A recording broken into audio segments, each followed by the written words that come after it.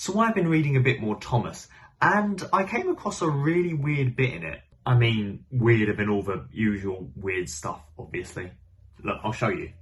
Tallyn told me about his railway. It's a lovely one, at Tywyn in Wales. Well, sir, they mended us both and sent us home. But I often think of Tallyn. He's 95 years old too, just like me. Please go to see him, all of you, and wish him dry rows and good running, from Skarloey, his little old twin. But you can't actually visit him, right? These characters aren't real, right? Well, let's find out. Today as we look at the real-life characters, locations and stories that inspired Thomas the Tank Engine. So let's begin our journey today by looking at the railway that Skarloey himself recommends. Yeah, I visited a lot of railways for this video, so if you want me to visit more, then just give this video a like, maybe a comment, maybe a subscribe. The Talyllyn Railway has become well known for being the inspiration of the Skarloey Railway, featured in the Reverend W. Awdry's books, and then later the TV series. So we started our day at the Tywyn Wharf station, which serves as the basis for Covan Gate station on the Skarloey Railway. And just like the fictitious station, this station is next to the main line. The station was originally only used for the transportation and shipment of slate, with the first recorded passenger train leaving the station in 1877. Then from 1910, the station was renamed from King Station to Tywyn Wharf Station and has mainly been used for passenger trains ever since. The station houses a refreshment room and a heritage museum, which we'll get to later. So me, Alex and Louis boarded our train, the guard blew his whistle and we set off.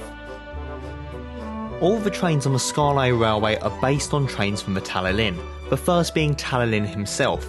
Originally built in 1864 by Fletcher Jennings & Co, it serves as the inspiration for Skarloey, both being the oldest train on their respective railways, and in the book Tallylyn is even referred to directly as being Skarloey's twin.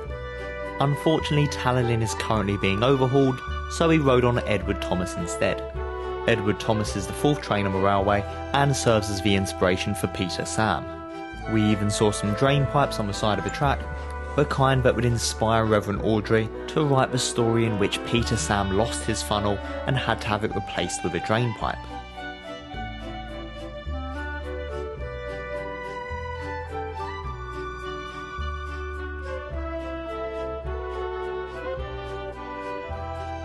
We finally reached Dolgok Station, which serves as the inspiration for Rheneas Station. Dolgoch is the second oldest train on the Talyllyn Railway, being built 2 years after Tallylyn in 1866, and is the twin of the fictitious Rheneas. Dolgoch is also currently being overhauled, so you won't be seeing him today either. But what we will see is a lot of Edward Thomas. Edward Thomas was built in 1921. He worked originally on the Corris Railway, along with Sir Haydn, who we'll get to in a bit. They worked here until the line's closure in 1948. Edward Thomas was purchased by the Talyllyn Railway in 1951 and then named after the railway's former manager. This of course closely resembles the story of Stuart, who was bought by the Skarloey Railway and renamed Peter Sam. On several occasions Edward Thomas has been dressed up to look like Peter Sam, sometimes well, sometimes not so well. And geez, is that Nicolas Cage?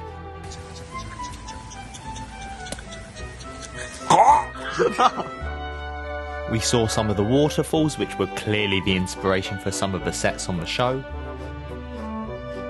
And then we stumbled upon something which I recognised immediately, what remained of the Incline Quarry, the Bryn Egwys Incline, which was used on the Talyllyn Railway from 1840 to 1946. This was originally a large incline with parallel tracks on it, where trucks full of slate going down the incline would pull empty trucks up the incline. This place should be very familiar to fans of Thomas the Tank Engine, as it was a location used a lot in the show, and was where one of my favourite crashes in the show took place. The one where the trucks just absolutely go for Peter Sam, and they definitely didn't make it out of that. Louis, get out of the shop! I can't get out of the shop if you track me. Oh, it's a track. I will. Tracks. Then upon returning to the station we saw Tom Rolt, number 7 on the Talyllyn Railway. This train inspired the character Ivo Hugh. Ivo Hugh was a character created by Wilbur Awdry, but he never got the time to write a story about him. So his son Christopher Awdry wrote the book New Little Engine in 1996, which featured the character. Ivo Hugh never made it to television. However, Tom Rolt has been dressed up as Ivo Hugh on several occasions.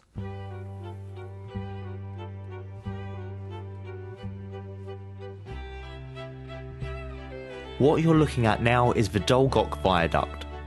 This is the largest engineering structure on the railway.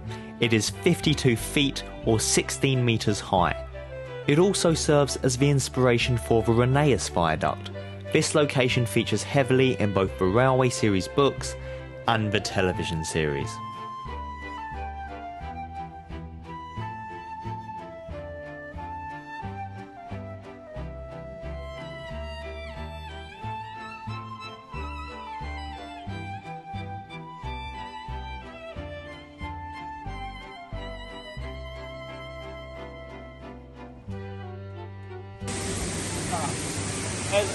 There's a waterfall.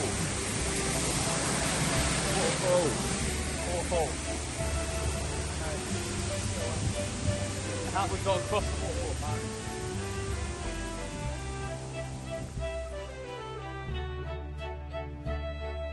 So this is the Talyllyn Railway, where many of the aspects of the Skarloey Railway were based on and inspired from. It's true. So we're walking up a hill. Oh, this is vlogging now. Going on a bit of an adventure. Going on an adventure up some steps. We're going to throw ourselves on top of a massive waterfall. Yeah. Hopefully we survive. This is actually our last trip out. This is where it all ends. Okay, let me do it. So the Talyllyn Railway was documented quite extensively in all the tops of tank engines. No. But I fell. So the Skarloey Railway was first brought about in the story Little Railway Engines, I think, which is one of the earlier ones. Yeah, you need to know your facts before you present. He's on the spot, that's why, that's the problem. I put him on the spot. Is it 4 little engines? So we're currently in the Talyllyn Railway. The Talyllyn Railway was the inspiration for the Skarloey Railway, but was first established in the book 4 Little Engines. Awdry first visited the line on a family holiday and then became a volunteer soon afterwards, working as a guard. And a lot of stories he wrote about the Skarloey Railway were based on incidents he experienced at the Tallylyn, such as the story of Sir Handel constantly derailing. This was because the train he was based on, Sir Haydn, had a set of wheels that were half an inch narrower than Dolgoch's, and the tracks themselves had been laid slightly bigger than the usual 2 foot 3 inches in order to accommodate Tallylyn's extra long wheelbase. All this meant that Sir Handel derailed frequently, hence Sir Handel's habit of slipping between the rails. Sir Handel was built in 1878, before later being sold to the Talyllyn Railway along with Edward Thomas. Sir Handel was named after the line's late owner, Sir Henry Handel Jones, just like how Falcon was renamed Sir Handel. In 1982, the Talyllyn Railway painted their Sir Handel to make him look like Sir Handel from the Railway series books as a way to attract younger visitors. Christopher Awdry would then write about this in Great Little Engines, explaining that the railway had borrowed Sir Handel for a short time. After the success of this, the Talyllyn Railway would paint more of their trains pink and give them faces, with varying results. Next up we have Douglas. Built in 1918 for the Air Service Construction Corps, he joined the Talyllyn Railway in 1954. He would then inspire the character of Duncan in the Railway series. Douglas was repainted to resemble Duncan from 2000 to 2008, but in order to avoid copyright issues with Ghislaine Entertainment, this Duncan wore a little hat, which I don't like it. In 2018, Douglas's centenary was celebrated, and as it coincided with the centenary of the Royal Air Force, Douglas was repainted into the Royal Air Force blue livery and was adopted by the Royal Air Force Foundation. Much like Sir Handel, Douglas was known for being a rough rider due to his short wheelbase, which was what inspired Duncan's rock and roll tendencies. We then travelled through Pendry, which serves as the inspiration for the sheds on the Skarloey Railway, which, as you can see here, are pretty one-to-one. As we travelled through, we saw 3 disgusting little diesels, lazing about, doing absolutely nothing, which is to be expected of one of them. We didn't see Midlander though, which is a narrow gauge diesel and the Talyllyn Railway's 5th engine. It serves as the basis for Rusty. Midlander was built in 1941 by Ruston and Hornsby. She was purchased from Giesl Quarry in 1957 by the Talyllyn Railway. One of a few good diesels, Rusty. The rest of them can just go Finally, we visited the museum and were greeted by what I can only assume was the remains of Smudger. If you don't remember, Smudger was one of the trains that was slightly annoying and so got dismembered and turned into a generator. I don't have proof, but I'm going to assume that this is the inspiration for that. We then saw the inspiration behind Peter Sam's special funnel, the Giesl Ejector, which was fitted to Edward Thomas back in 1958, believing that it would reduce the amount of coal needed. Although a coal saving of 40% was officially announced at the time, this has since been found to be a lie. I mean, it's just a funnel that's a bit flat. How could that possibly reduce the amount of coal needed to produce steam? And so the ejector was removed in 1969 and no difference in coal consumption was found. Then we saw a recreation of Wilbur Awdry's study, in which he wrote all of the Railway series books. They also had his very own model train set, which he would model after the Thomas characters that he created. I believe this one's of Farquhar Station, but not 100%. And as you can see, there are models of Thomas and Percy which Wilbur Awdry created himself. We took a short stop at Llanberis Railway, which travels 2.5 miles or 4 kilometres along the shore of the Lynn Lake. Couldn't find any connection to Thomas here, but it was still cool. Next up we have the Snowdon Mountain Railway, which served as the inspiration for the Caldy Fell Railway. First introduced in the 19th book of the Railway series, called Mountain Engines, first released in 1964. The railway travels for 4.7 miles or 7.6 kilometres from Llanberis to the summit of Snowdon. At just over 1,000 metres tall, Mount Snowdon is the highest peak in Wales. In the book, Mount Snowdon is renamed as the Devil's Back. The train consists of only a single carriage. This is partly due to an incident that happened on opening day back on the 6th of April 1896, in which the very first train going up the mountain had 2 carriages and because of the extra weight derailed and fell down the mountain, killing one of the passengers and colliding with the next train coming up the mountain. I can see why that story never got adapted. So Louis, what are we doing? What are we doing today? On a railway on Mount Snowdon. Mount Snowdon, look here, and that view. Look at all the view. Look at it. Alex is here. Yeah. Look at the view, Alex. Look at all the view. Look at all the view. Isn't it a view? This is me on a view on a train. Hello. I've zoomed in on the camera. Oh no. Right on your teeth. Ah. Your teeth smile. The railway was currently using a reduced service where it would only travel 3/4 up the mountain. So we got off, took some pictures, and I nearly dropped my phone down the mountain. This is what my phone captured as that happened. Did it? Made it to the top, or pretty much. Yeah, it's getting a bit thin. Oh, my rations will hold out. My little bag of M&Ms are running out. Alex and I continued to climb up the mountain and got an extra 100 metres up. Louis, on the other hand, stayed behind, refusing to climb any higher. The lazy On returning back to the train, that's when I realised that we hadn't in fact been travelling up by steam train. The thing that had carried us up the mountain was a diesel. So I did my best to hold down as much sick as I could, but it wasn't easy.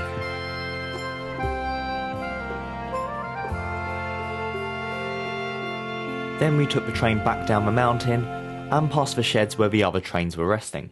Now this was more like it. If you can see there, that train is called Wharf, which is Welsh for Snowdon. It's the 3rd engine on the Snowdon Mountain Railway and Wilfrid is based on this engine. Wharf was originally built in Switzerland back in 1895 and it has a slanted funnel for travelling up inclines. Next up we visited the Lynton and Barnstaple Railway. And the only real connection I could find with Thomas was the Lynton and Barnstaple Railway open trucks. These rounded top trucks have made plenty of appearances in the Thomas the Tank Engine TV show. most notably being featured in the episode Pop Goes the Diesel.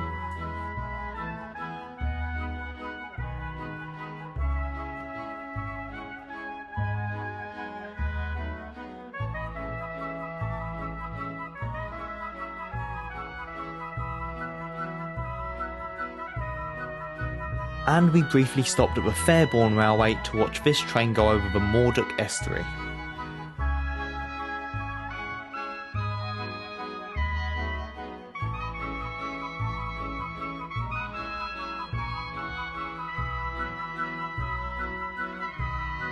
Next was the Ffestiniog Railway, home to the oldest narrow gauge trains in the world that are still in operation, and most importantly, home to Prince, the oldest of them all, and the inspiration behind the character of Duke. The station we began our journey at links the Ffestiniog Railway with the Welsh Highland Railway, and we saw a Welsh Highland train pulling in as we arrived. Inside the station we saw a picture of Prince, which looks eerily similar to the picture of Duke in the TV series. The train arrived that was meant to take us on our journey, but it wasn't Prince. It was David Lloyd George, the fourth train built by the Ffestiniog Railway Company. It's two-faced, just like your mum, and serves as the inspiration for the character Mighty Mac in the TV series. We went past the sheds but couldn't see Prince anywhere, only a couple of diesels. The no good pieces of shit.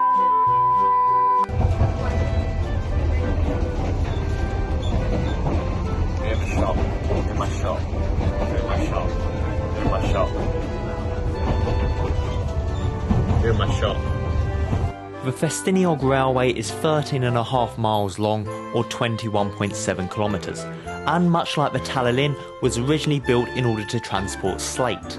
Here, slate was transported from the quarries around the inland town of Blanw Ffestiniog to the coastal town of Porthmadog, where it was then loaded onto ships.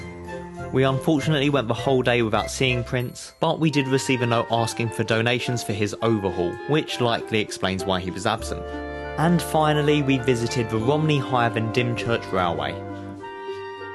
The Romney, Hythe and Dymchurch Railway in Kent, along with the Ravenglass and Eskdale Railway in Cumbria, are the main source of inspiration behind Wilbur Awdry's 22nd book, Small Railway Engines, first published in 1967. The Romney, Hythe and Dymchurch Railway first opened in 1927 and was initially envisioned as basically a big old train set for a couple of millionaires to play with.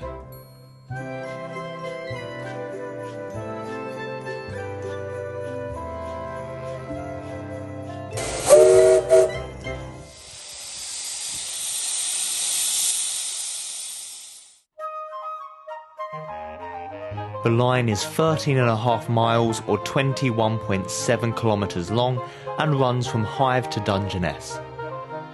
In 1940 the railway was taken over by the military during World War II and a miniature armoured train was used on the line. The train was kitted out with guns and anti-tank rifles and would patrol vulnerable stretches of the coastline. It was even once successful in shooting down a Nazi plane.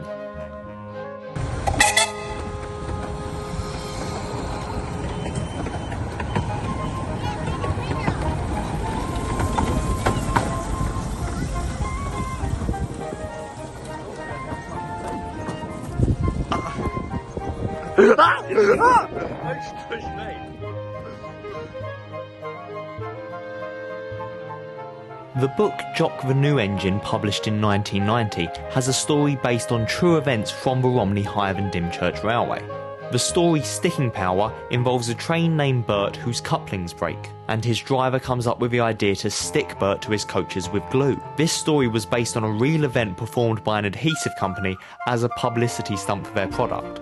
And yeah, you literally can just stick trains together with Pritt Stick, maybe not Pritt Stick, super glue probably.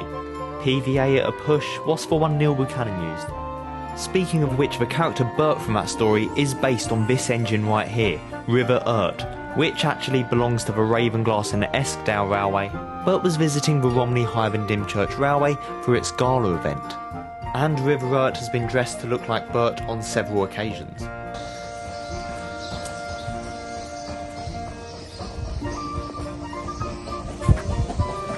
Train. See the trains though? Yep. on there. There's one man. What's the time? 4:06. That's it. So that's a picture I just took of you. With me. Brilliant. Class. And as always, there were a few diesels lurking around, so we gave them a good booing. The little scumbags. Boo! Boo! Boo! Boo! Boo! Boo! Suck! Get out of it!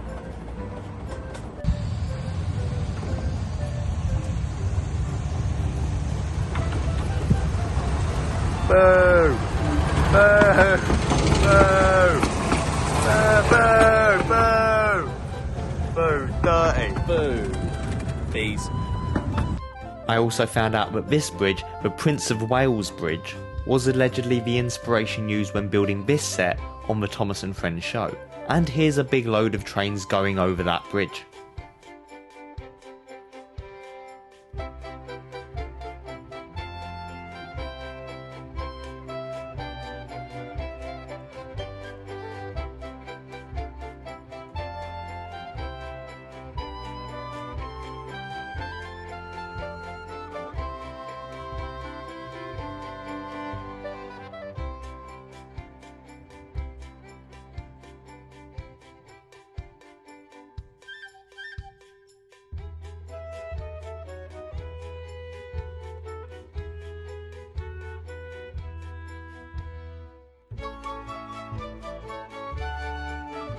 And finally we finished our day by looking at the museum, where they had some Thomas models set up using old Ertl figures,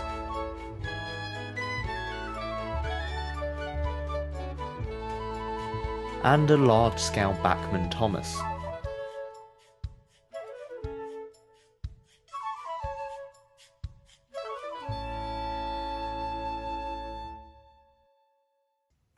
Right, well now that that's over, I don't want to think about Thomas again. I don't want to think about stupid funnel. I don't want to think about stupid blue. Ah! Ah!